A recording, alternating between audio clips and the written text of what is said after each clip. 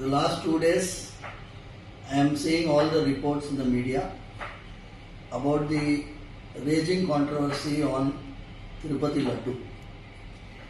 It is not a controversy.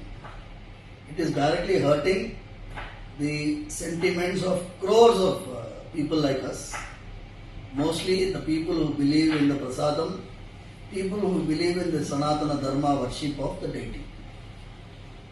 What has happened is, we have been already saying that the process of tendering, when you purchase items for the Swami, like the ingredients for laddu, you go for a lowest bidder. The moment you go for the lowest bidder, you are asking for trouble.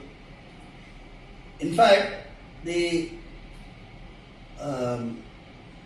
best cow ghee today cannot be less than 1,000 rupees per kg.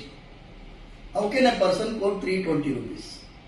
If somebody is quoting 320 rupees, I am not going exact amount value, but if he is quoting 320 rupees, every packet of that might be containing adulterated ghee. So it's a big hurting issue.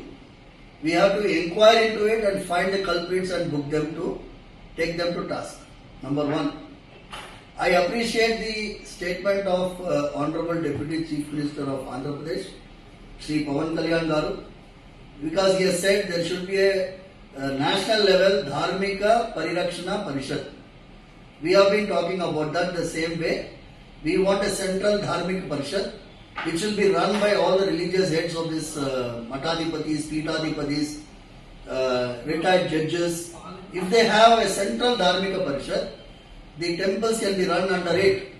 That is what is the best solution, staying away from the temple system by government control.